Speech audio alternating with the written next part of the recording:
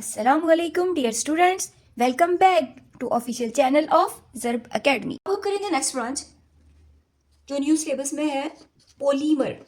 Polymer कभी सुना है बच्चों आप लोगों ने? Polymer chemistry. पॉलीमर केमिस्ट्री क्या होती है? पॉलीमर किसे कहते हैं? पॉलीमराइजेशन वो प्रोसेस जिसके अंदर मैक्रोमॉलिक्यूल्स जो हैं वो बनाए जाते हैं, लार्ज मॉलिक्यूल्स, बड़े बड़े मॉलिक्यूल्स, ठीक है, जो आपस में लिंक्ड होकर मेगा मॉलिक्यूल्स बनाते हैं। वो कोवलेंटली एक दूसरे के साथ जुड़े हुए होते हैं। आगे इसकी डिटेल स्टडी करेंगे हम। अभी यहाँ पर हम जस्ट इसकी डेफिनेशन देखेंगे और इसका जो है वो लिंक देखेंगे और देखेंगे इसके अंदर जो है वो किस चीज़ को स्टडी किया जाता है।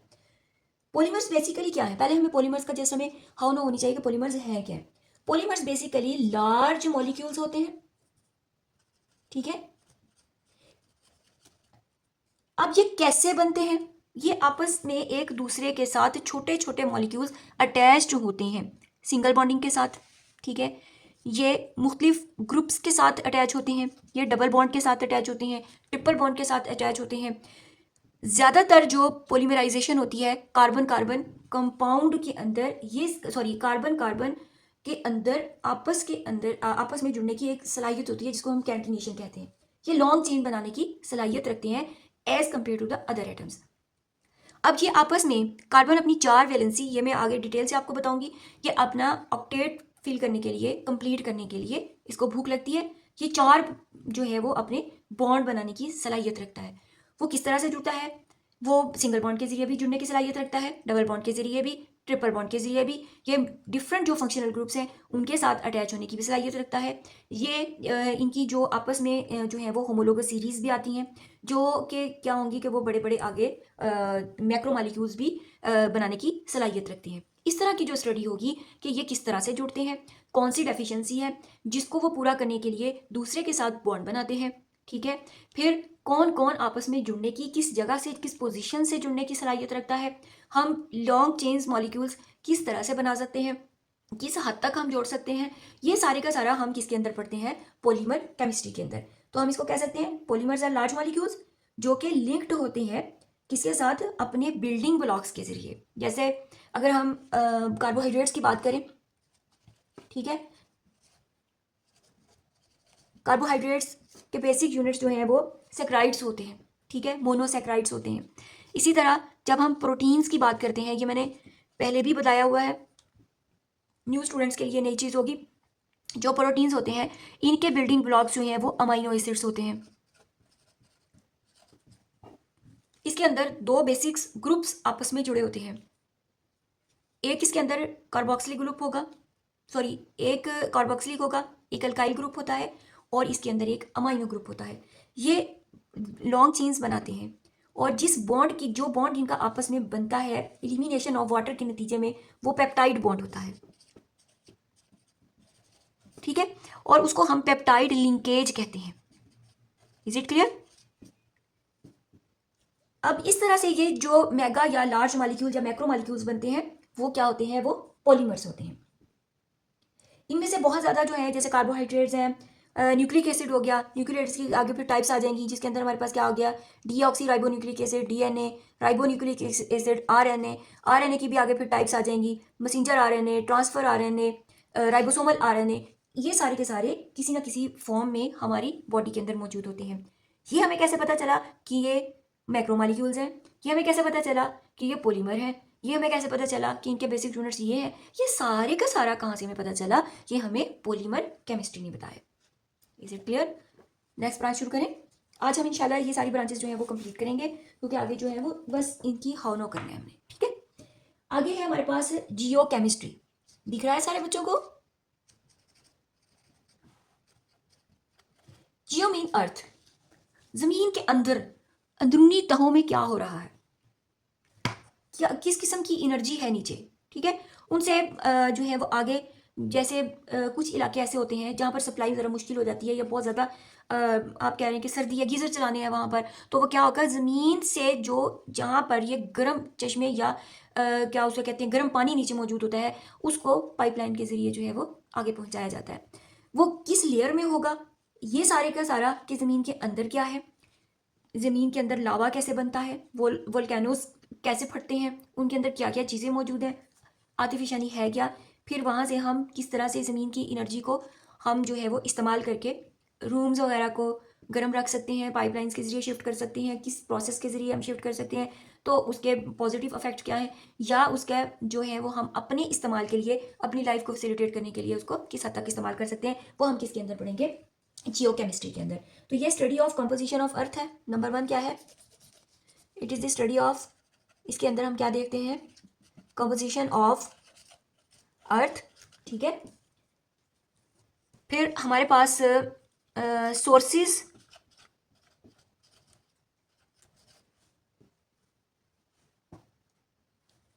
इसकी कंपोजिशन क्या है, सोर्सेज क्या है, फिर मिनरल्स इसके अंदर क्या है,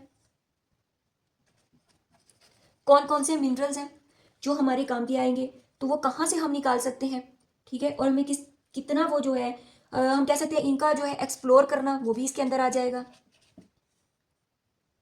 फिर इसको हम कैसे एक्सप्लोर करते हैं, जियो मैपिंग के जरिए, खास मैप तरतीब दिए जाते हैं, और वहाँ पर जाकर जैसे अगर हम कहते हैं कि वहाँ पर कोई एक ऐसा एरिया है जहाँ पर ऐसी जड़ी बूटियाँ हैं जो जिनसे हम ड्रग्स बना सकते हैं, ठीक है, फिर वहाँ से हम खुदाई करके उनको निकाल सकते हैं, गैस कहाँ मौजूद है, फिर हमें पता चलेगा कि फॉसल्स हैं यहाँ पर, या हमें ये पता चलता है कि तेल के कुएँ कहाँ पर मौजूद है। ये सारी का सारा कहाँ से हम स्टडी करते हैं, जियो केमिस्ट्री के अंदर, ठीक है। अब है बेटे हमारी नेक्स्ट ब्रांच मेडिसिनल केमिस्ट्री, ठीक है। ये तो नाम से ही पता चल रहा है हमें कि इसके अंदर हमने क्या चीज़ है, ड्रग्स, अद्वियात, सुकूनवर अद्वियात, ठीक है। तो ऐसी मेडिसिन्स जो हमारे तमाम जानदारों के लिए ज़रूरी है, सेहत के लिए, जो इनहिबिट करेंगी हमारी किसी भी जो इन्वेड्स होते हैं हमारी बॉडी के ऊपर आकर अफेक्ट करते हैं, उनके अगेंस्ट काम करने के लिए कितना वो प्रोसेस करती हैं, हमें उनसे बचाती हैं, उनकी एक्टिविटीज़ को मुतासर करके हमारी सेहत के हम कह लें कि हमारे हेल्थ के लिए हथियार का काम देती हैं। तो वो किसके अंदर हम स्टडी करते हैं, मेडिसिनल केमिस्ट्री के अंदर। तो इसके अंदर क्या होगा कि जो केमिस्ट होगा, जो अद्वियात तैयार करता है, बनाता है, ठीक है, जिसको हम केमिस्ट कहते हैं, वो ट्राई क्या करता है कि वो ऐसी दवाइयाँ बनाएगा, सिंथेसिस करेगा, ऐसी सिंथेसाइज मेडिसिन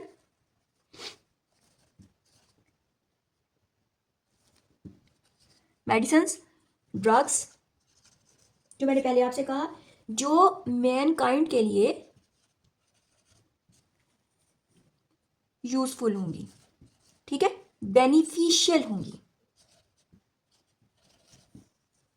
फिर उनको किस तरह से मुख्तलिफ कंपनीज को देना है, आम लोगों तक उसको कैसे पहुंचाना है, उसको वहाँ जो मेडिकल स्टोर या डॉक्टर हैं उनके साथ किस तरह से कांटेक्ट करना है, उन अद्वियात को जो है वो किस तरह से उनके बारे में, उस मेडिसिन के बारे में जो है उनको इंट्रोड्यूस कराना है, उनको किस तरह से आगाह करना है, वो किस तरह उनकी पहुंच तक चली जाए, ताकि उनका जो है वो इस्तेमाल जो है वो मुतलका जो डिजीज़ है उसके अगेंस्ट हम उस पेशेंट को जो है वो दे सकें। ये किसमें आ जाएगा, सारा मेडिसिनल केमिस्ट्री के अंदर। लास्ट हमारे पास आएगी एस्ट्रोकेमिस्ट्री। ये तो सबका इंटरेस्ट है इसके अंदर, एस्ट्रोनॉमी से, ठीक है बच्चे। एस्ट्रोकेमिस्ट नाम से जैसे जाहिर है, ये इसका ताल्लुक किसे है, प्लैनेट से।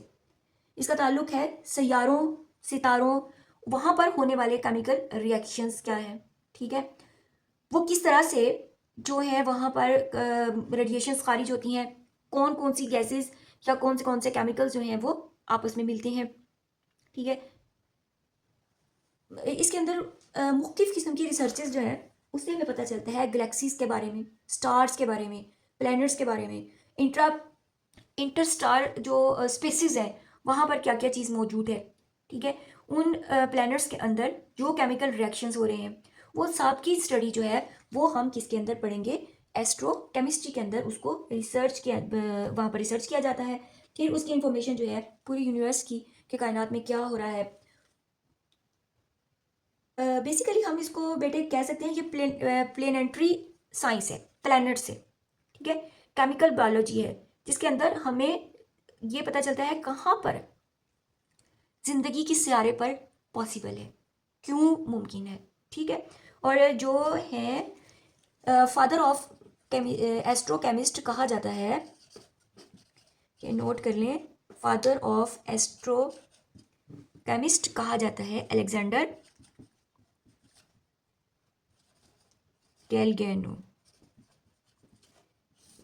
इनको फादर ऑफ एस्ट्रोकेमिस्ट गिना जाता है क्योंकि इन्होंने इस पर बहुत ज़्यादा यूनिवर्स के बारे में काम किया, कायनात में होने वाले, प्लैनेट्स में होने वाली केमिकल रिएक्शंस, उनके अंदर होने वाली तब्दीलियाँ, इंट्रैक्शन विद स्पीशीज़ और उनसे निकलने वाली रेडिएशंस जो हैं वो सारे के सारे किसमें स्टडी की हैं, एस्ट्रोकेमिस्ट्री के अंदर। तो बेटे आज हमारी अकेडमी के तहत आपने सारी की सारी ब्रांचेस जो हैं वो कवर कर ली हैं। मैं एक बार नाम दोहरा देती हूँ, हमारा ये टॉपिक वाइंड अप हो गया। नंबर 1 हमने केमिस्ट्री को डिफाइन किया, उसके बारे में समझा। फिर हमने physical chemistry, inorganic, organic, environmental, analytical, biochemistry, nuclear chemistry, polymer chemistry, medicinal chemistry, astrochemistry, geochemistry, ये सारी की सारी जो हैं वो ब्रांचेस हमने स्टडी कर ली हैं। तो आज तक के लिए इतना ही। नेक्स्ट टॉपिक के साथ दोबारा हाजिर होंगे। मुझे इजाज़त दीजिए ज़र्ब अकेडमी से। अल्लाह हाफिज़। चैनल को सब्सक्राइब करना, लाइक करना और शेयर करना मत भूलिएगा।